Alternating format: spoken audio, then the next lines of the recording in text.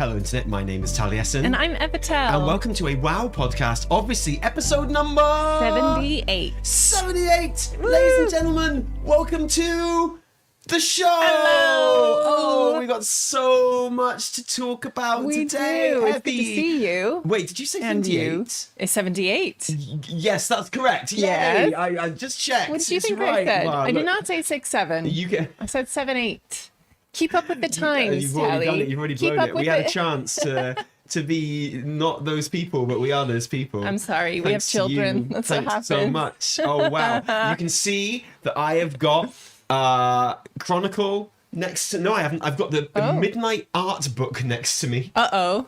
Oh, no. To try and get to the bottom of some history. Because it's been a lot of history. It's been a week of history. A history-making week, really. 1, we finally got some story. Yay! Oh, thank God. 2, people didn't like it. People got really angry about it. They and we're going to did. talk about it. We're doing a very in-depth dive on the lore of the story this week in-game. With lots of kind of like research and writing and things like that. But for pure reactionness... That's what we're going to be looking at today. A very interesting PTR build has come out with loads of great housing stuff and others as well, other things going on there as well. So plenty to be talking about. Oh, and of course, the thing that everyone's talking about really, you know, yapping about that story. Yeah. The amazing developments, groundbreaking developments, huge lore reveals in Val this week. Oh. The snowy Val.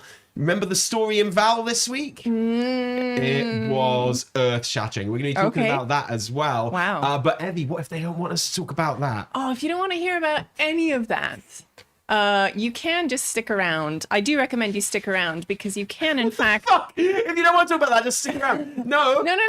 I was going to say, if you don't want to listen, you know, you can just choose. But no, we do want to keep you here, and we do love you, and we do want to do whatever you want us to do, Oh my and you can God, help this us didn't do have to that last by... so long. Just tell them to give us money. You're always going on. It's like, oh, you blah, blah, blah. You don't talk enough. Well, anyway, here I am talking. I never say that. In fact, I would say, honestly, I you know, if I say that, that's not what I feel, because I actually feel the opposite. Oh, wow. I feel like... Oh, wow. Okay. Anyway, if you want us As Right to... Said Fred once said, don't talk, just kiss. Oh, wow. Okay. I understand now. But if you'd like to direct this podcast a little bit, if you'd like to take on the producer helm, how fun would that be? Or if you'd just like us to chit-chat about whatever, you can drop a super chat over on YouTube. Hello, YouTube, we see you. Hello, Twitch, we see you too. You're also important. But on YouTube, if you drop a super chat, we will answer those towards the end of today's podcast and go through those and respond to you. And I can see some have already come through and some people have joined the team.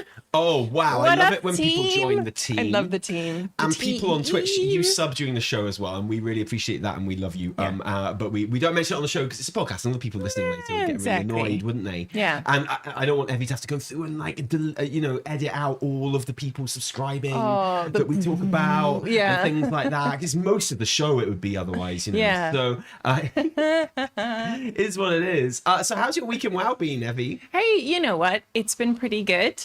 It's been, well, we took a little time to do some other stuff this week, but I did spend some quality WoW time. I played through the story. What else was there to do this week?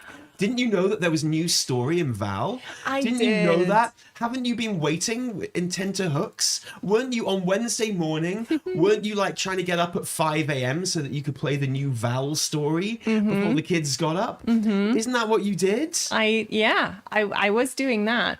But then also, it's so, you know, I can't believe the devs do this to us all the time. But it was our anniversary on Wednesday. So Tally and I took off for a sweet and lovely 24 hours. Got in the car, drove away. Granny, got a little present for you, Granny. Yes. 2 little presents for you. Thank goodness. Granny did some babysitting duties. We literally just got in the car and went away. And then came back. Literally, no plan. Just got to fucking drive. Go. But no, we turn off your phone. We had a lovely time celebrating our anniversary together. 8 years. I I posted some 8 years of photos wedded over on bliss. Instagram. Never a crossword. Yeah. Never a tear. Never. Never a disagreement. Yeah, like it's except never about happened. a WoW lore. Oh, well, exactly. That's the one place where we allow ourselves a little bit And, you know, back as a and good forth, husband, a little I bit always, of friction. I always let Evertel disagree with me on WoW lore, which is very gracious of me, considering that my word on the WoW lore should be final, because I'm the one with the Midnight art books. So well, that's true. That's true. just Actually, saying. you've got the But it's because I'm a good husband. yeah, the primary source that you're even there. allowed to contribute, honestly. And because it's the 21st century, obviously, you know. Well, you know, we all Yeah. have to adapt. It was nice, wasn't it? It was and so nice. it was quite funny because I was on stream on Tuesday, streaming, Yes. and obviously we're EU mains, but we have like NA stuff going on as well. And but Tuesday's always a weird stream because NA is down. Mm-hmm. You're waiting for the new reset in NA, and whatever happens in that reset won't be happening on EU until the next day anyway. So it's a bit of a weird one. And NA went live again as we were kind of on stream chatting, and then, you know, obviously the cinematics from the questing, the campaign questing came out, and I was like, well, I've played the campaign on PTR, but I haven't seen the cinematics, and people wanted me to look at them, so I did. And I, you know, I had a reaction to them on stream, and then I kind of like left it at that. And then, you know, I was in anniversary mode after that. Oh, yeah. My phone was off. My social media was untouched. I was thinking about going to a beautiful hotel and having a 7-course meal and some, well, I mean, much wine. And then getting wine. dinner. Yeah. Oh, happy anniversary. Happy anniversary. Sorry. Yeah, I was begging. Sorry, I had to get in there and make the joke before you did. I think I just... I appreciate that. Thank you. Yeah, and oh no. Sorry. Oh, Is no. it funnier when you do it? I don't know. It's just arousing when you do it. And you know, but little did we know, Evie, that the world was literally on fucking fire. Really? I had no idea. While we were away. I was literally walking through a field, literally touching wheat. Yeah, it was it was like we were humming the Gladiator music as we did it. We were like, I was eating edible flowers. Yeah. I was like, you know, I was in the middle of Wales. we were Russell Crowe in Gladiator, like just you know, like skimming the tops of wheat with our hands. Yeah, whereas just for a few the rest of the WoW flowers. community, they were the emperor, like this. Death kill, boo, like that. So Well, on that, you know, because we were away, that just blissfully passed me by. well, that's my point. And yeah. then we got back, you know, yesterday, got back to work, and I took the time to play through the campaign and experience the cinematics in situ, like Right. as Wait, they you should didn't be go straight to experienced. Val? You didn't upgrade your om nom nom nom nom neom folio? I did do that. I did the upgrade eventually. Eventually, but it wasn't the first thing you did. I- How did you even manage? I need all that power. How did you even manage to complete the campaign quests without that extra power? Without that little burst of crit, or haste, or mastery, or verse? Hey, it's How did you good. even do It's good that? for you. Oh, and I did Sporefall too. I finally did some Sporefall. You had to. It's the fun. easiest way of upgrading the Omnium Well, folio. exactly, Okay, well, yeah. how gutted was Anyway. I though? Right. This is why. Yeah, how was your week in WoW, Well, Tally? shit. Oh no. Shit, Evie. Do you know why? Why? Because I logged on. Oh. I did the quests. We'll talk more in detail about it later. This is not the segment where we're talking about the quests, don't worry. But I did the quests, and I was bopping through, getting all my good footage right. Nice. And then I got to the bit where it makes you go in the dungeon, and I swear to God, on the PTR, the dungeon that you were supposed to go into was Den of Nalarach. Really? The dungeon that they send you into, I swear, I remember Really? it. Maybe. Anyway, in my head it was, because I remember thinking, oh, that's good. They're sending you into Den of Nalarach because that's ready for season 2. They're getting you used to it. Yeah. And then the weekly quest this week, before I even started those quests, you know the kind of like where Haldoron's like, or is it Liadra? And she's like, go and do Den of Nalarak. And I was like, well, that matches up with the questing, right? So everyone's going to be in there. And so I did all that questing, and I got up to the bit. I didn't read the fucking quest. It didn't register with me, and I queued up for Den, and I thought everyone would be queuing for it. This would be easy. So they offered to let you do a follower version. I was like, nah, I'll just queue up and do it with people. It'd be much better. You know what? I did it for science, and I regret it. Yeah, I regretted every moment. Before, it sucks ass. And I was like, awful. okay. And so I queued for Den of Nalarak, and I was queuing as a healer, but the queue took about 15 minutes, and I was like, this is very strange. Wow, yeah. Why is it taking so long for the queue for this dungeon, which is in the quest? There's 100 people standing around the quest giver right now. Why? They can't all be doing follower dungeons. That doesn't make any sense. Why did it take so long? And literally 2 people left as we were doing the dungeon. Oh. 2 people left. My God. And we only had me and 2 DPS, and they were like, well, that's the end of that. I was like, fam, this is a normal dungeon. I'm 292, don't worry. I can tank and heal and DPS, it's fine, let's go. And so we did it. And then I didn't get any of Malacras's notes at the end like I was supposed to. Oh no. So I was fucked basically. And I was like, what's going on? And I thought, what? Is it bugged? Is it bugged for everything that isn't a follower dungeon? I didn't get my notes. And then I realized that it was in the wrong dungeon. I should have been in Misera Caverns. I'm so sorry. And I felt so dumb. I'm so sorry. And I felt so stupid. And I felt so bad. And I felt so angry. And I felt so used. Oh, yeah. And I felt so cheated. Oh my God, you had to run a normal dungeon? And I felt so betrayed. I had to help people for no reason. Oh. It was like, I was so angry. And I didn't get my note, and then I did, and then so that was shit. Oh, okay, that's hard. And then, I'm sorry. And then I had to do. I went to the last raid night of the tier. Yeah. Our last run of Sporefall, so people could get their last little berry or whatever it is, so they can get their Sporefall mount. Nice, yeah. But I'd missed a week of Sporefall, so I didn't get my mount. I've only got 3 little berry things. But I forgot to pick up my Om Nom Nom Nom Nom Nom Folio quest before going into Sporefall. Oh, thanks. So everyone so I didn't even get the free boss kill there because I couldn't be bothered going all the way to Manchester's Terrace. Because why would you? Why would you? Oh, there's a quest there now. There's a quest that pops. There's a purple triangle that pops annoyingly next to all of the little site for the ritual site. I ignored that because I assumed it was go and do this delve that I hadn't done at the beginning of the expansion. Yeah, exactly. Right? But no, it's a little thing. It's hey, Umbric and Rameth need to talk to you. Oh. So that's there now. That's there. I know exactly. I saw it pop up, and I'm like, oh, that's probably related to ritual sites or the Val or Nigtal. Quite possibly. But but then I went because it's right next to them. But no, it's a little book, and it's like, hello, your favorite uncles need you to come. They need you to come now. And so I did appreciate that actually. That they had a little reminder there for folks who might not know. After I'd done Sporefall, didn't get my mount, and our kind of one of our raid leaders announced that they'd be leaving the raid team for the foreseeable because of life stuff and what have you, which was very sad, and I didn't like that, and that made me sad. Yeah. Love to Jim if they're watching, and then so I was in a bad mood anyway, and then I realized when I went and got my Omnium Folio quest, I realized that I'd literally just done the thing I needed to do to complete my Omnium Folio quest. I was like, fuck this, man. Oh wow. I've already at this stage when I'm picking up this quest, I've already done 2 dungeons, don't forget. Yeah. And killed Sporefalls. I've done the quest 3 times over because I never picked up the quest. Didn't get it. And then I eventually did it, and I just jumped into an LFR of Sporefall. Nice. And then you did it in the end. I'm so proud of you. Oh man, what a difference it makes. Yeah. What a difference it makes, that tiny little bit of haste sometimes. I chose haste.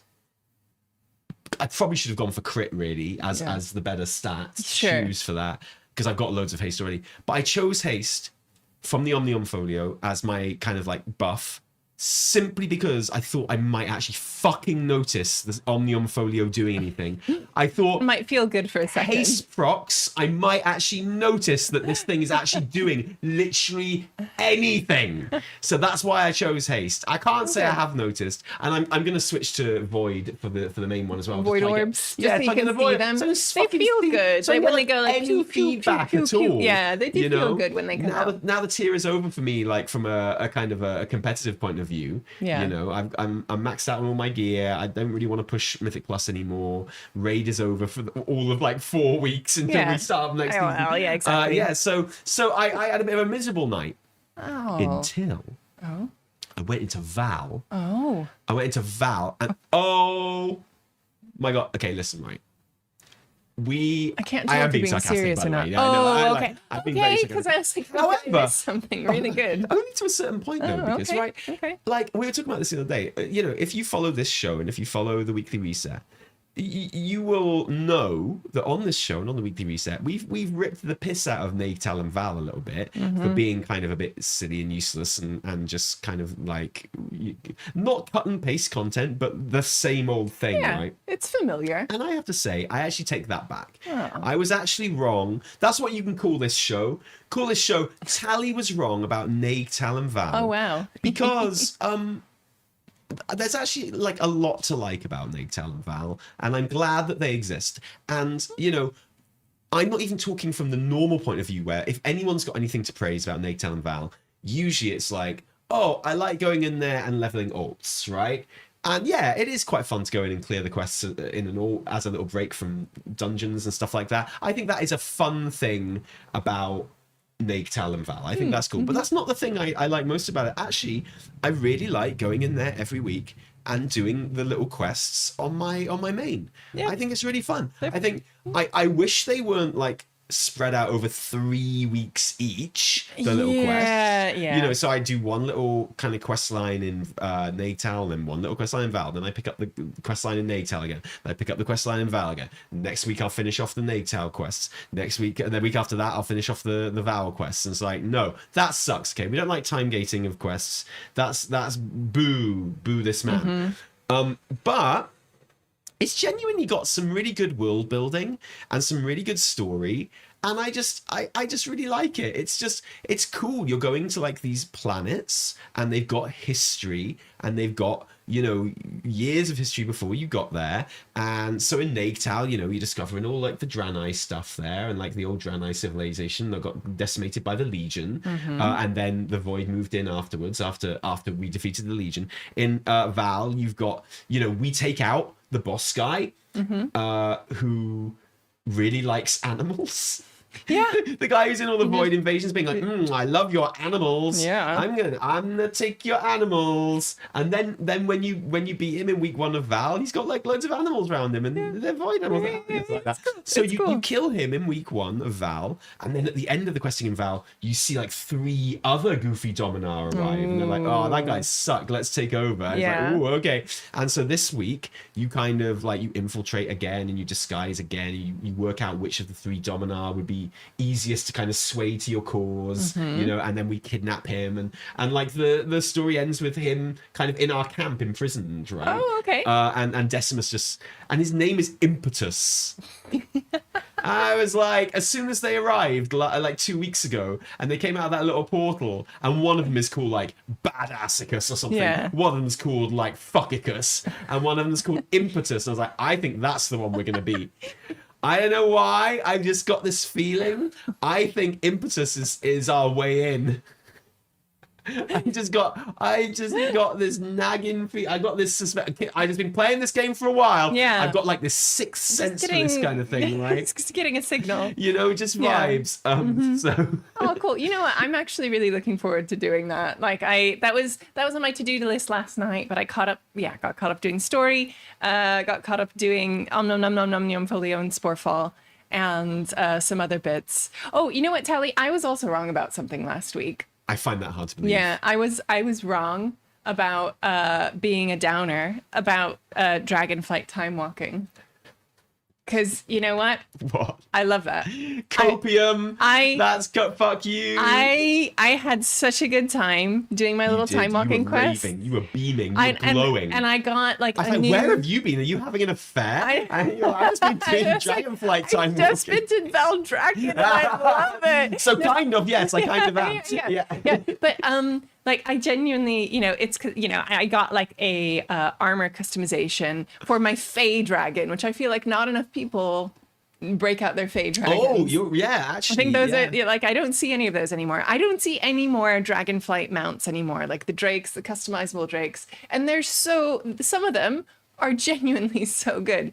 And so I went and I got like a new armor set for my Fey Dragon, and I went to the rostrum of transformation. Wow, what was that like? Was that like going to your old school? It was insane. It was incredible. And Has it changed? Yeah, did you recognize it? No. The only thing I don't like about it is that they include like the dirigibles, like the delve dirigibles there, and I'm like, that's not a fucking dragon, man.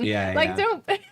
I understand like technically why it's there, but I'm like, I don't need to see those. I never see anyone on those anyway.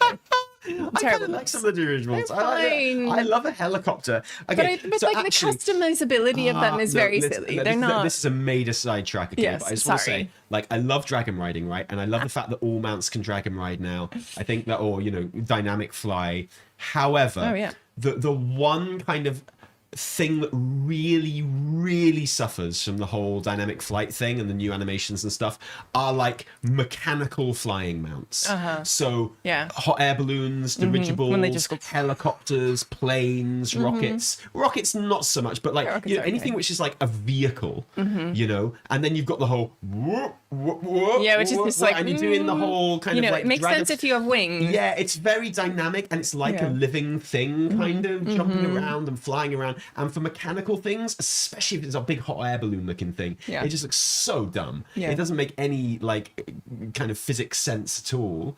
Unlike everything else in WoW, which is very grounded in science. But it looks wrong to me. I feel you. I can hear just you. about cope with like the surfboard things. They kind of work because you're surfing on the air, right? So you're like, whoa. But yeah, with planes and copters, it's completely ruined those for me. Boing, boing. Like, it just doesn't make any sense. I don't like it. You don't want to be in a plane that's doing this. Yeah, right? exactly. So but the worst ones are like the horde ones with the hot air balloon bits on, the blimp things, and they just it's a real shame. And they should probably get rid of dragon riding just so we can all enjoy it as well. But no, I still use what's the mount we got in 10.1 down in Zaralek? The dragon we got there, the wyvern. The skinny one. The skinny one. Yeah. Best that's animations. Amazing. Yeah, it has great animations. All of the dragons in Dragonflight have great mount up animations. Oh, and that's one of the reasons why I just went back to them. But the wyvern has the best one. It's like comes in like a little slinky, kind of like it's so goes like good. Side to side. It's really good. And I was like literally just there in Valdrakken, customizing my dragon mount, and suddenly it just felt like a simpler time. It felt so pure, and I was just going around Valdrakken a little bit and just thinking about how, we talked about this a little bit. Like there are some amazing locations in WoW that are just like if I was, for like a fantasy fan, if I saw this when I was a kid or a teenager or something, I'd be like, this is the best shit I've seen in my life. Like literally, I'm in this city and it's full of like armored dragons. And then there are like hundreds and thousands of little dragons off in the distance, like swooping through the cliffs. And you're in this extremely vertical city. And you're just like, and the music, it's really good. Well, and don't forget, if you're a new player, okay, it's really good. And they start you off in Dragonflight. Valdrakken is pretty much the last place you go. Like that's kind of like the beginning of the final zone of questing. So you've quested through the Waking Shores, you've gotten used to flying and stuff like that. You've quested through Onaran Plains. That must be great if you're a new player as well. Yeah. Right? That must be really fun. You've quested through Azure Span, which is like mind-blowing. Love that shit. And then you get sent to Valdrakken. So then you go to like the city of the dragons, right? And it's just awesome. It's just like, and like we've talked about this a lot and the new player experience. I'm not going to get into it now, but there is that I think that you lose a lot by not sending new players to the racial starting zones and making them all go into Dragonflight. You do, and there are many things you do lose from doing that, and it's a shame. However, I think you gain a lot as well. And every experience I've had with new players, whatever else they think about the game and the onboarding and like the new player experience, they love the Dragon Isles. Like every single one of them is like, I fucking love this shit. It's amazing. Yeah. So Blizz are doing something right there, I think. I think there's still a lot wrong with the new player experience, but I've kind of changed my tune on sending new players to Dragon Isles. Yeah. Only because they all seem to love it so much whenever I come into contact with them. So yeah, I can see why. It's beautiful. It's stunning. Yeah, absolutely. But yeah, so that was my I was wrong moment. I loved doing Dragonflight time walking. But you're not doing it in season 2 yet. No, exactly. You're not doing it in Mythic Plus yet. I know, right? but you know what? They are working up those dungeons. You're doing it for a week. I know. Okay, where you're just bopping for my through cool like little Veranoth mounts. when you're pushing like Ruby Life pools. Oh yeah. Oh no. For the third time. I think for the fourth time in 3 expansions. It's been a lot. You'll be like, or let's say third, let's play it safe. Then, that's a lot. It's a lot. Yeah, and it's too soon. I'm with you. And I don't like it. I don't want that. I don't want that. I'm not saying I do want that. So I think we're on the same page. As a Mythic Plus Chad that I am, I have to think about these things. Oh, some great testing of Mythic Plus on the PTR this week. Oh, nice. As well. Nice. Testing King's Rest. And currently, on King's Rest on the PTR, you have to kill every single mob in the dungeon to hit forces. Okay, that's clearly going to be tweaked. No, I love it. I don't want it to change. As a tank, as someone who likes, I go through Mythic Plus's heals, just mass and then I go in as tank. I want that. That's exactly what I want. Okay? Like make it so we have to kill every single mob in Mythic Plus, so I don't have to think about that shit. When I go in there with my special thing turned on, so all the things glow, every single mob in that dungeon fucking glowing. It's like, yeah, we're killing them all, bumped. Let's go. Like let's pull this shit. Let's get this done. Ain't no thinking about it. It's if you see a mob, we gotta kill that motherfucker. Let's go. And that just feels very freeing to me. You know what? Yeah, I get that. I understand that feeling. I could be down with that. Yeah. I think that's fun. Yeah. So and for just this once, just as a treat, I think we could have a dungeon like that. I think that would be nice. Why not? Yeah. So anyway, right, we've stalled long enough, Evertel. Yeah. We've stalled long enough. No one's mentioned my new haircut, so I'm gonna have to bring it up myself. It looks so good, buddy. Thank you. I like it. I think it's because people can't see the curl. The curls are gone in the back, and that's kind of the the curls. That's what really gives away that the haircut has been had. They'll grow back, and like it's my millionaire curls is what I call them. Wow. Middle-aged guys, and they have these curls at the back of their hair. Oh, and you're like, they're millionaire curls. Those. That's what my dad always called them. He had them too. He was not a millionaire. Neither am I. I hasten to add. So I just feel like a millionaire every day when I wake up with my beautiful wife and my beautiful kids and my incredible WoW community. Exactly. So I feel like a billionaire. I feel like a good centillionaire. Exactly. Yeah. Like I get begging letters from Musk and Oprah. They're like, oh, can you spare us some change? I want to buy a new country. And I'm like, maybe, sure. So yeah, I got my haircut for our anniversary. And I like it. It was one of those ones where you're filled with confidence because the dude, the barber, he was clearly really pleased. He's with it. like, yeah. He was like, oh yeah, actually, that's yeah. And I was like, okay, right. Because I never know if something looks good when I get a haircut. I never know until like an hour after I walk out of the hairdressers and I'm at home and like you never know until you take a shower and do your hair yourself. That's true. That's true too. That's the rule, I think.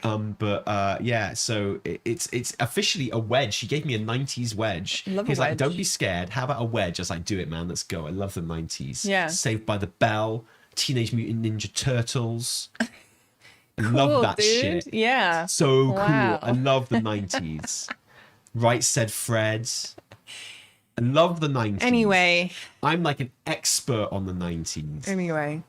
Should we continue onto the stuff? Okay. We gotta talk We've about... stalled long enough. So like I say, the main event this week was the story quests. Yes. for 12.1. Now, Blizz have managed to ruin these story quests not once but twice in the lead up to these story quests. So I did them on the PTR, and thank God I hadn't been spoiled by them at that point. And this is why I always recommend people do story quests on the PTR, honestly, because like genuinely these days, unfortunately, with the way that we consume WoW content, anyone who's watching this anyway, I'm sure like the average person don't give a fuck today. They're like, ah. No. But you know, the 1% of people who like WoW enough to kind of follow it and watch streams about it and like know about it and use Wowhead's amazing new features that they just launched yesterday, they did actually to follow all that stuff. Yeah. Then you know you'd have been spoiled by it. But like even your average player would have been ruined by the 12.1 reveal, where they just gave away the story, and also with the audio dramas that we talked about last week that came out and ruined it as well. And it's like, oh man, I can't believe Lorthamar and Gulp Shitto just gave away the story. Excuse me, it's Glup Shitto. No, that's in Star Wars. In WoW, he's called Gulp. Grog Shitto. Yeah. Zug Shitto. Zug Shitto, that's it. Yeah, I think this was less of like, wow, you know, they spoiled their own story and more of a, you know, when a trailer is released and it basically tells you everything that happens, but doesn't actually give, like, you know, it doesn't actually reveal the mechanics of how we got there. You know, that's kind of how it felt to me. But I did find it a bit strange that it was basically all revealed. Yeah. Before the story happened. So Absolutely you kind of know, nuts. and I think in a way that can be a useful device because you have it in your head and you're like, okay, I know what's gonna happen. I'm going along with this. I wonder if I'll be surprised along the way. And I felt like there were some surprising moments along the way. Good. Well, so here's the thing, right? I am writing a segment for the weekly reset on this, and quite a lot of the time, just because the way these things are timed, we like to use this podcast as kind of like a way of exploring our thoughts and kind of developing our thoughts, and then that the more kind of refined thoughts, arguments, observations appear in the weekly reset then a little bit afterwards. But I'm actually like, as far as kind of the history of the Haranir and the Elves and the Trolls go, I'm in the middle of kind of a literal, you know, it could be a standalone video, but we're going to put it in the weekly reset sort of thing. Nice. About that, because I think it deserves it. I think it's important. Like Absolutely. it deserves an explanation. It deserves a kind of like a refresh. It deserves a dive into what lore is there previously and what all of this does for the lore. So I personally don't want to get too much into that myself today. Okay. However, that doesn't need to apply to you. Yeah. So I would love to hear overall your kind of like reactions and thoughts to the quest, and then specifically about the thing that everyone's talking about. Okay. My overall takeaway from the quests, I have to say, this was a quest line that I really enjoyed doing. Like, I really liked the setup of it. I really liked the format of it. I mean, okay, so we if you haven't played these quests, and Tough shit, man. and Like, sorry, dude. Like, like, I mean, it's a World of Warcraft show. Exactly. So I will talk about all of this stuff as if people have played it because it's out there now. Yeah, it's no longer spoilers. It's no longer spoilers. To be honest, it hasn't been spoilers for about like 3 weeks. No, it hasn't. It hasn't. But some things do happen, and like especially in the storyline.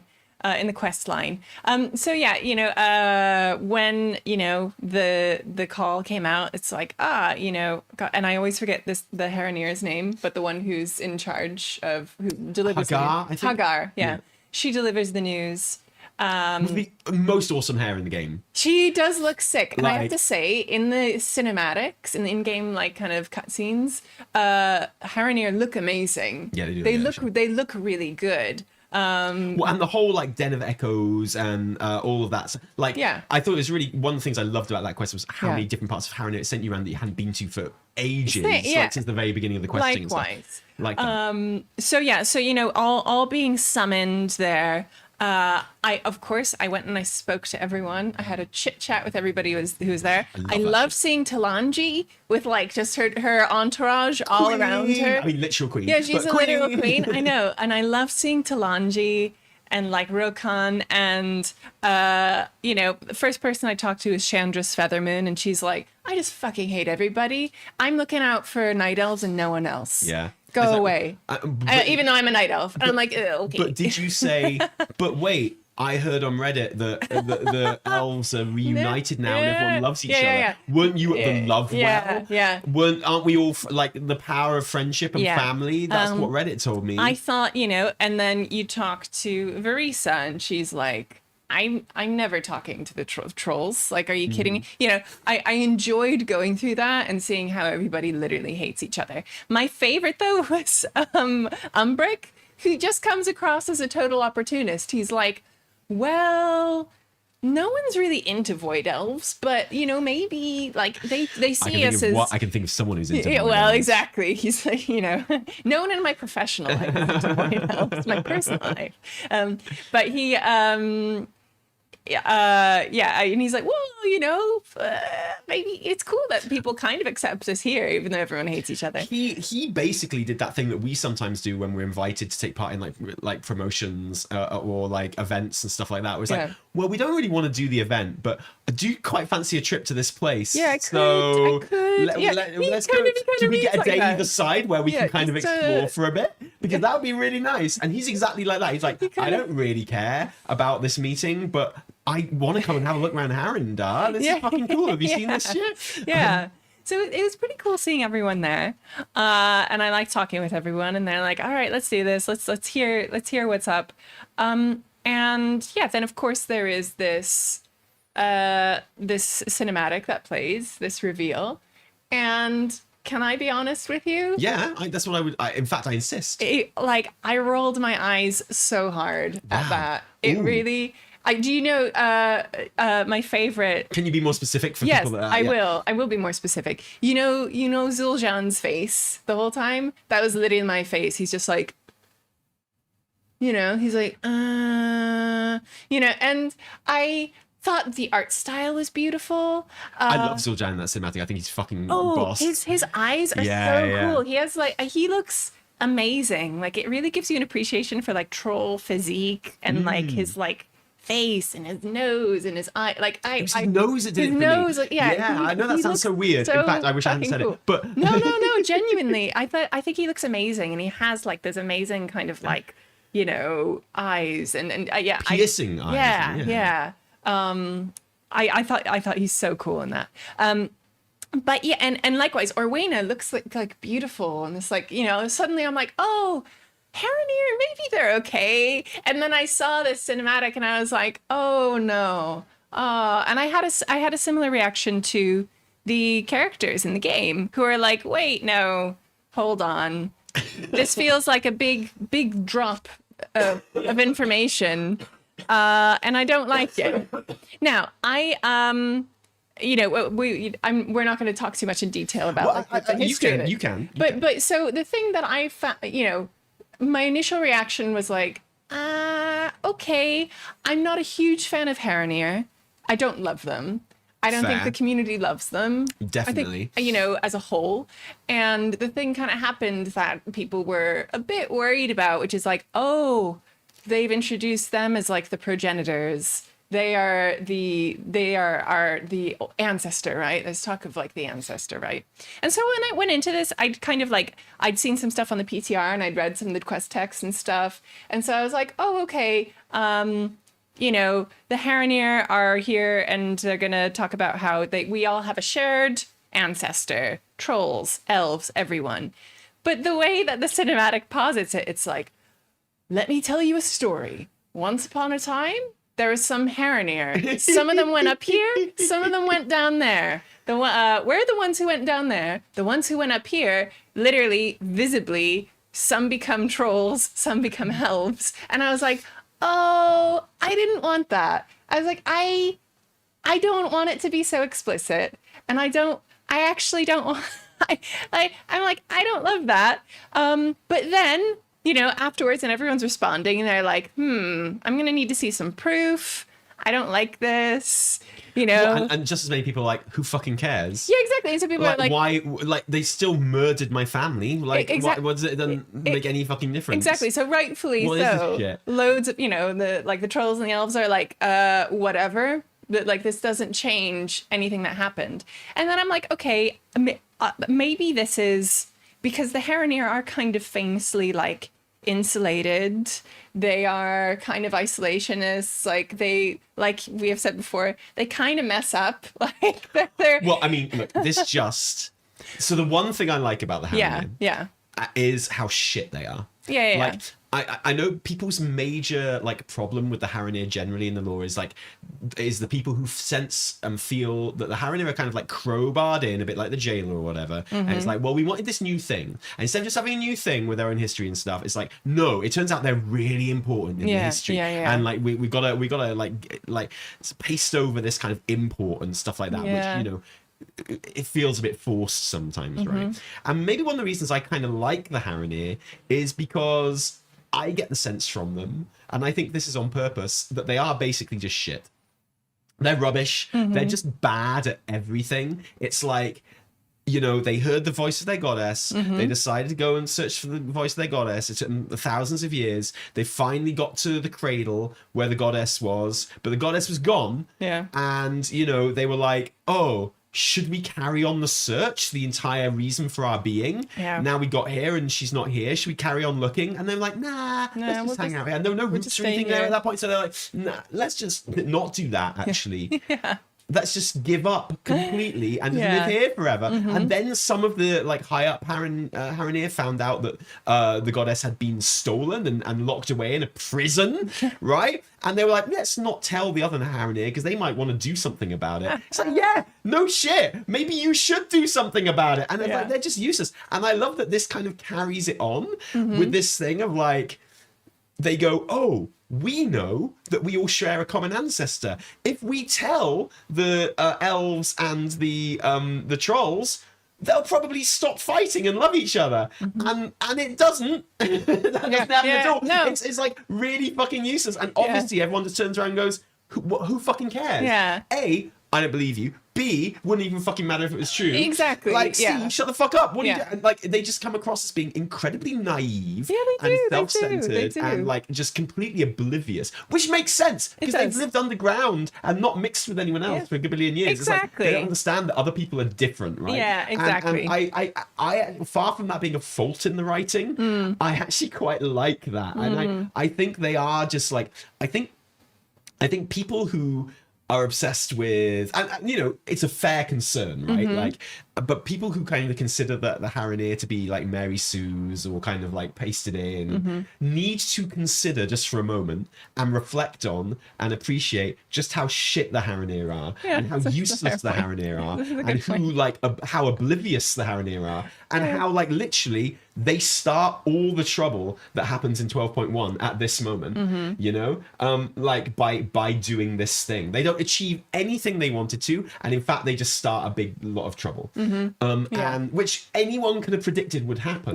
But they don't know because they've been underground forever. No social skills, right? And I actually find that quite interesting, and I quite like it. So it irritated me in the way that like it irritated the characters who were also witnessing this. And she's like, we are one people, and everyone's like, nah, like I actually don't care, And so actually that it's kind of a nice way of, being like kind of immediately you sympathize with Zul'Jin. I'm always sympathizing with Zul'Jin. I think every he day of rocks. my life I sympathize with Zul'Jin. He's such a fun character. He's such a great character.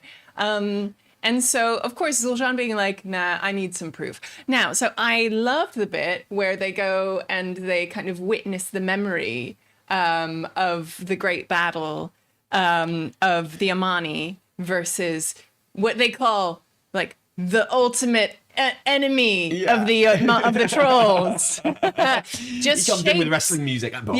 Just shapes, old god shaped, just Githix shaped. Yeah, but just Githix shaped, but never actually called that. It's like the ultimate, enemy. I thought that was fun. I loved just mechanically how fun it was to do that bit of the quest and like being in the memory and with Zul'Jin.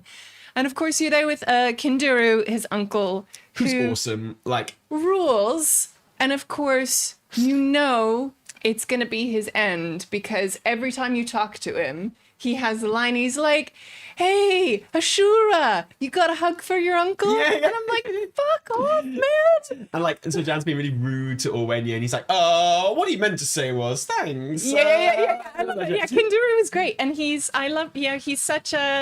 such like the older kind of uncle figure where he's like, he's going with Zul'Jin. He's helping him out because he believes that, you know, they want to get to the bottom of this. They find the mask, which is so very obviously Malakras. Like, do you know what I mean? But, you know, again, it doesn't have to be like a surprise. It's like, okay, this is obviously going to cause trouble for Zul'Jin. I really liked Malakras's like very gentle kind of prodding. Oh, yeah, of, it was gentle. Zul'Jin. I thought it was really well done. It was good. It was really good. You realize, you know, it starts off like a little bit sus, but then it gets more intense. I pretty well done. Yeah, I really liked it.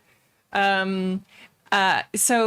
loved doing that bit with them. And then, you know, the mask is like, might need some hex magic. You know, just might need to get some hex magic for me. And they're like, yeah, okay.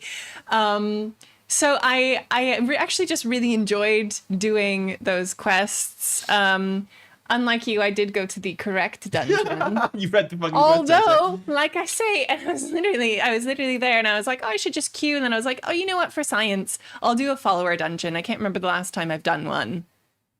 Oh my god, it was so painful. What, Masera Caverns? It was follow a dungeon? awful. I can't think of it worse, honestly. And they kept pulling all these and it just was. It took Garrick! Yeah, it took so long. It took so long, and it was really painful, and I regretted every moment of it. But the quest line I thought was really, really great, and yeah, of course the moment when Kinduru dies, and you're like, oh shit, and Malakras is like, all right, Zul'Jin, we're in this together. Yeah. Although where was his precious Loa, man? Yeah, exactly.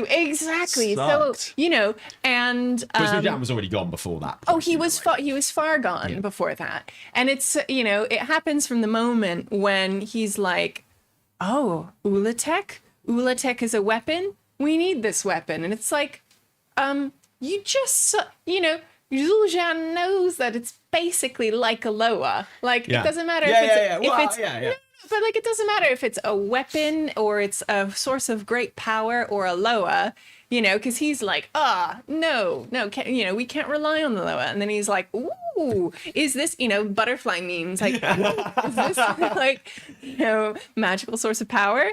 And he's like, no, we need to get Ula'tek. We need to harness Ula'tek. We need to, you know, control Ula'tek for our means, for the Amani. Yeah. And Zul'Jin, Jean Boy, which I love when Kinduru calls him Jean Boy. And so he's such a good character. I'm so sad he's dead. But he becomes progressively more annoying in that his like, we will rule, you know, starts really, really coming out. And then of course, you know, he pays the ultimate price. He loses his uncle and now he's off. And and I like the bit when you go back to Zul'Jara. And she's like, my brother is adult. She literally calls him adult. I love how like still on side she is for like rescuing him. Exactly. And I'm like, oh, it's just like good sibling love because, you know, and she says it explicitly. She's like, Malakras killed Kinduru. Yeah. You know, she doesn't blame Zul'Jin, even though she's like, you are just such a dick, like she, you know, just brother sister and vibes. Saying all this, you are performing funeral rites for Kinduru, of like course. you do in the campaign questing, in the leveling questing, for loads of other people that died when Zul'Jin like launched an attack with the Lightwood and stuff like that. So you're doing the exact same thing. You're doing the exact same process of like getting the herbs and throwing them in the fire and stuff, like you did when there was like rows and rows of soldiers that had like that Zul'Jin had led into battle. So it's like that kind of, you know, even before all this was like a character trait of Zul'Jin. Like he is very explicitly shown in the leveling to not value Armani life that much, you know. But like, it's the talk of like, I'm doing all this for my people. Yeah. Is I believe him. I believe he thinks that, but the way that's actually expressed in practice, as it has been shown over and over again, is that a whole bunch of Armani die when he's allowed to kind of go on these things. He believes in like the bigger picture, but he can't really see the individual cost. Yeah, exactly. Right? He only sees the bigger picture. Yeah. So I really enjoyed that quest, and it made sense that this interaction with the Haranir would spur it on, you know.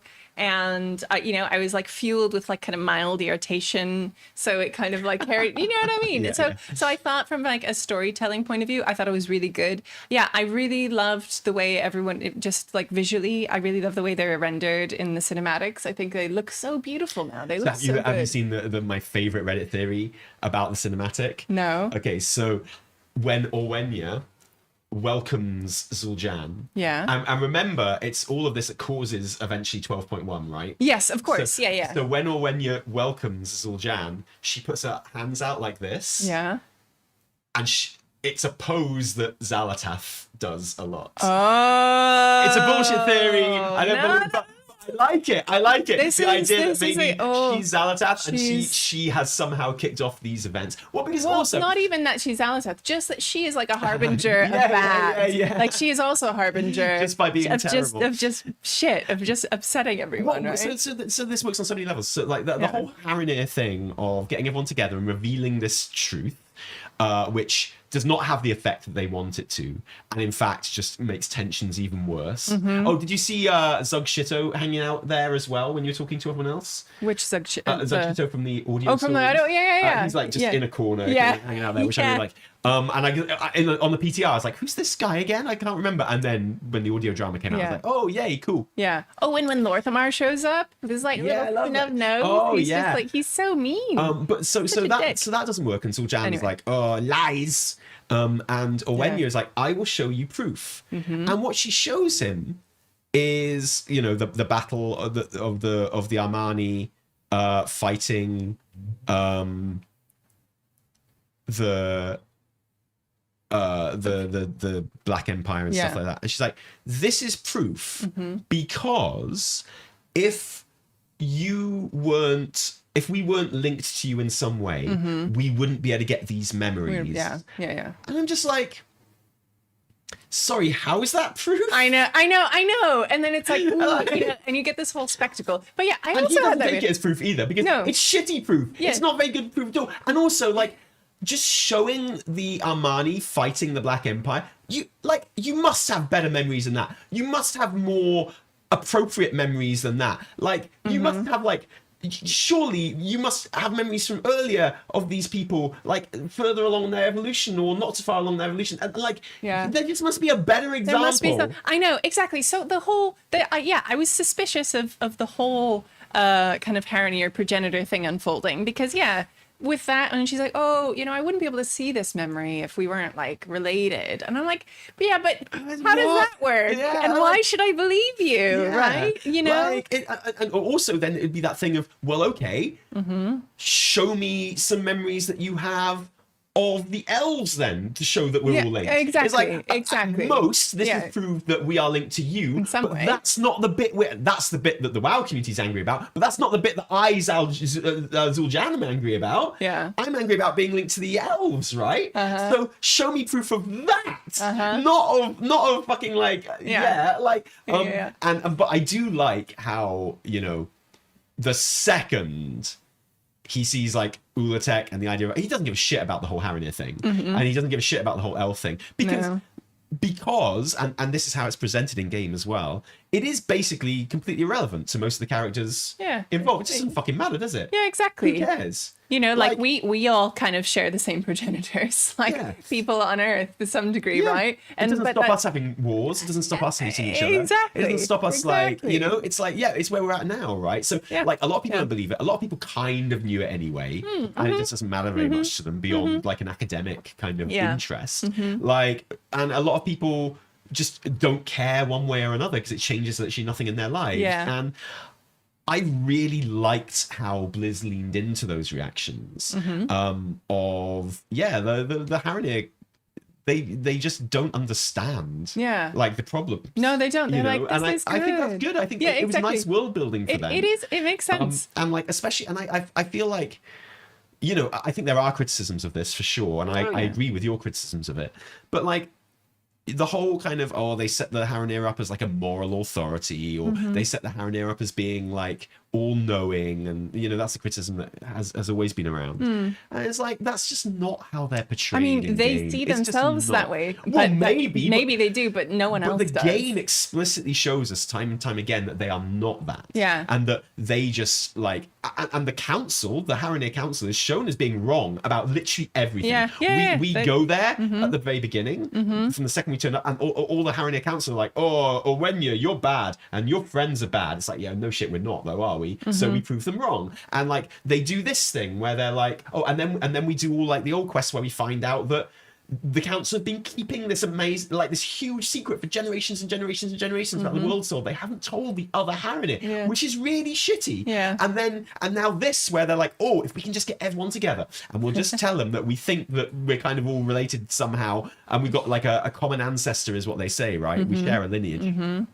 Then that'll solve all their problems, and we can get on with trying to save the world soul now that we decided we actually want to do that. And it doesn't work in the slightest. And like I said, everything we see them do fails. And the only one who does anything right is Orwenya, because she explicitly goes against everything that they tell her to do. And like, so I can understand the wariness of WoW players being like, I don't want this new race to be like this moral authority. I don't want them to be this all-knowing race who knows all of history and blah blah blah. But they're not that, and they're not presented as that.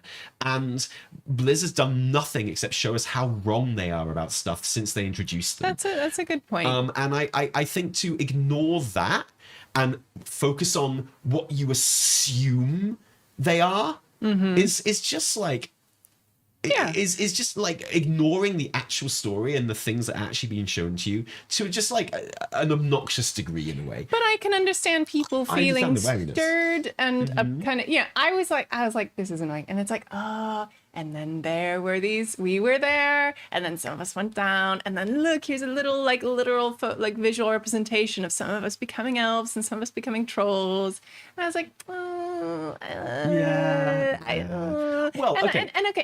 and like, you cannot literally just introduce a new race to WoW and then give them this kind of, even if it's not important per se, like even if the characters are like, okay, whatever, it doesn't matter.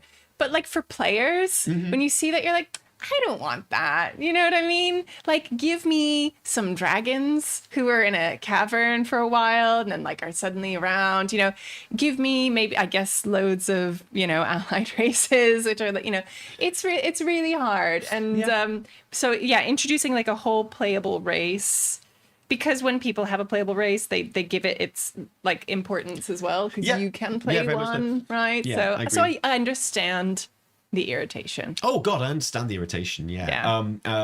So focusing on things I like just for a moment about it. I really like how when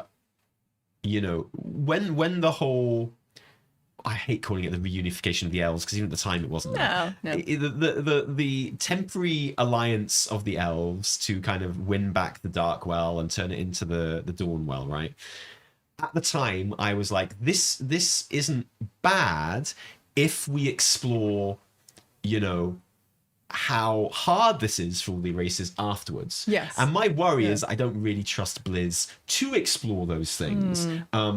And this proved me wrong. And I think that's really good. Like, even just now, especially with the audio drama as well, but having all those races called back, and there's no suggestion that they are a reunified people. They might not be like stabbing each other on sight, but they're clearly not reunified. The Night Elves hate everyone. Like the Zandalari are very separate from everything, like, nah. as they've always been, and will obviously remain to be, because they're just like, fuck you guys, we don't need you. And like the characters that we've been questing with in Midnight, with the exception of the Adrin, all to a man, like, nah, fuck this shit, I hate these guys, we're gonna kill them, you know. And I love that. I think that's really, really good, and it's what the story needed after the Dawnwell. And yeah, I mean, it very clearly shows that the elf people are not reunified, and Arator did not do that, and that's not the story that was being told, like I said at the time. And I don't want to kind of like go on about it, but you know, it's like, yeah, it turns out that it was a bit more complicated than that, just as you would assume, right? So I really like that about it. I like how basically inconsequential to the immediate story it is, and that it's a way for Zul'Jan to learn about Ula'tek, and that's what he really cares about. He's like, oh wow, whoa, wait, a weapon? No shit, awesome, let's go. You know, once it's not a lower where they have to beg to it, and it's a thing they control with might, he's really into it, right? And I love that shit. I think that's so cool. And I really like the way Malakras kind of just prodded at him. It's that quest where you're going around getting the scrolls and stuff, isn't it? And you know, he's just like, wow, you know, Zul'Jara, like, she just loves the lower, man. And while your granddad just wanted to, you know, get on with life without the lower, and I can see where he's, and Zul'Jan's like, yeah, and I just thought that was really well done. I really liked it. It's good. It builds really nicely over that quest line. I thought it was really good. And I think, like, you all know what I feel about Zul'Jan villain batting, right? I still think there's a little bit of copium in the tank for me, that it might turn out differently. I'm really hoping, especially because he becomes so bad. He's like, he gets so like, he's you know, and you see it changing him, right? And we definitely, like, we fight him twice in 2.1, right? In two different instances. We fight him in the dungeon, and then we fight him in the raid as well. He's part of the Malakras fight in the raid. And I don't know, man, there's still potential for me that he could survive and go on a really interesting arc afterwards, which I would really appreciate. However, I will also say that I do think that, whereas if I don't particularly love the arc that they're putting him on, what I can say is I do at least find the arc believable, and I think they're doing it okay, and that I think they're actually writing it really well, to be honest. Like, I have a slight distaste for the arc, but I can't complain about the writing of the arc. The decision to do the arc is what I don't like, but the writing of the arc is very good, I think. I'm with you. I had the same reaction as I was playing that quest line, and I was like, okay, I'm finding this relationship with the Mask and Malakras believable. I'm finding, you know, the needling, and Zul'Jan seeing, you know, foolishly seeing Ula'tek as the key to protecting the Amani. The way it plays out, it makes sense. Like, it's good. As for, like, the lore implications of the Zandalari, of the Haranir and the trolls and the elves, this is a really, really complicated section, which is why I wanted to kind of be able to get into it properly and write a proper section for the weekly reset. I'll be working on that for the rest of the day. And it will be a major part of the weekly reset on the weekend. But do you have any thoughts on, like, the lore implications of that? I'm not sure how, like, up with that lore you are and stuff from, like, Chronicle and from the game. I mean, only, like, tangentially. And, you know, I know that it has been known that, you know, elves and trolls have a common ancestor, right?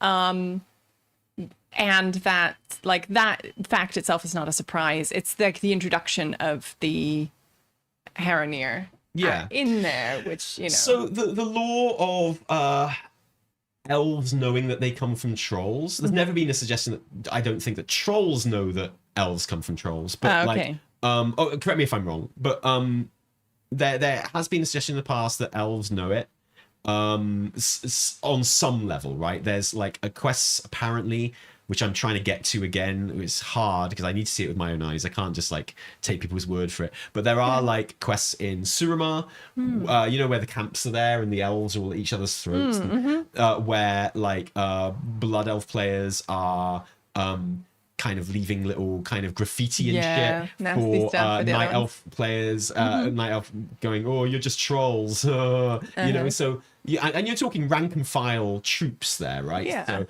it might not be, like, super common knowledge, and this is the other thing, right? There's no internet on Azeroth, right? So just because some characters know something doesn't mean that it's common knowledge, right? Just because, like, I mean, just because, honestly, blood elves know something doesn't mean that night elves would particularly know it, and certainly doesn't mean that like Amani trolls would know it. And I've seen people online be like, well, the blood elves knew, so of course the Armani trolls would know. It's like, why? Like, in all their amazing diplomatic relationships, and like and there's apparently some brand quests in Ulduar which kind of reveal it. And of course it's in Chronicle, which is written by something which is written by people in universe, right? There's also the bit from the Midnight art book. Now, the Midnight art book is weird because it's written by Liadrin.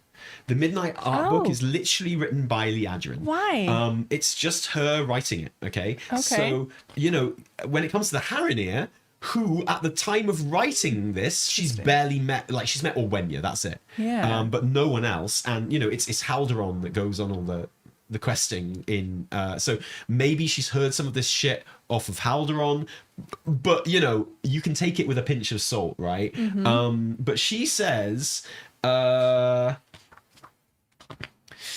contrary to what was believed, the Haranir are not native to Harandar. Long ago, after the Dark Trolls settled the Well of Eternity and became the Night Elves. Right. So the Dark Trolls settled the Well of Eternity and became the Night Elves, just like in Chronicle. Those who would eventually become the Haranir split from them. So Liadrin is saying here that the Haranir came not even from Dark Trolls, but from literal Night Elves. Highborn. Because wait, read that again. Long ago, after the Dark Trolls settled the Well of Eternity and became the Night Elves, so after they became the Night Elves, those who would eventually become the Haranir split from them. So the Night Elves. So they literally, Haranir come from Night Elves. That's what according she says. According to Liadrin. That's what she says in the. Mind you, this scene hadn't happened yet. Yeah. That we're talking about. So I don't know, man. Like this is. And this is in universe. Why would Liadrin know what the fuck she's talking about? Yeah, why would she? So you can easily wave this away if you want, but it's still fucking weird, right? And so it's a bit confusing. But importantly, it's better with me though. I mean, it's better with me as well, honestly. Right? Like I'm okay with the Haranir coming from elves and trolls. Yeah. And not the other way around. And that's it. That's all it says about that. But oh wow! But I think it's worth kind of like mentioning that. And so I think when it comes to the retcon, and I'm really sorry, but I'm going to put that in, because we're discussing. Yeah. I think the thing that people are most worried about, and I think this is true for you, is that it changes Dark Trolls. Okay, so like the story in Chronicle, and that we've all kind of been repeating for 10 years, is that there were Dark Trolls, and they settled at the Well of Eternity. And the powers of the Well of Eternity, the arcane energies there, turned them into Night Elves, Highborn,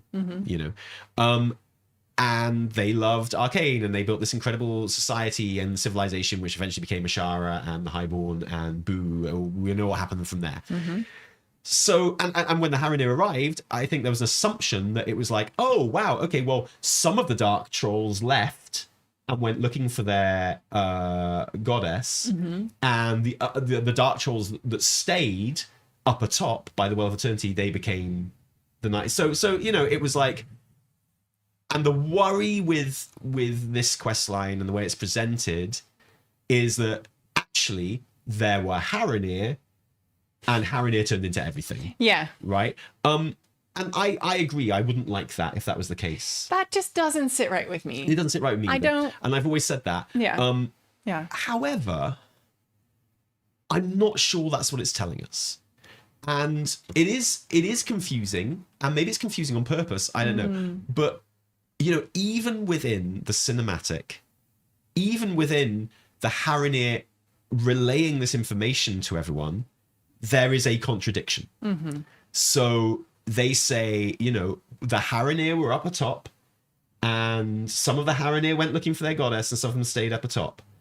And the Haranir that stayed up atop became the trolls and the elves. Okay? But then, afterwards, they don't say, you are all Haranir. They say, we share a common lineage, which suggests the thing that we all want it to be. Yes, yeah. That's You why know? when I I'm heard literally that, separating this into Yeah. what we don't want it to be and what we do want it to be. And the way that like the presentation happens makes it look like the thing that we don't want it to be. You know, with the animation and stuff. and that's so visually clear. And because they refer to them as Haranir. Yeah. But then the thing that she says literally at the end of that presentation makes it sound like the thing that we do want it to be. Yeah, exactly. Because she doesn't say, you are all descended from us. Yeah, exactly. She doesn't say that. We all share a common ancestor. And so like, in moments like this, where there are two things that could be true, and I would say that at this point, there are two things that could be true. Yeah.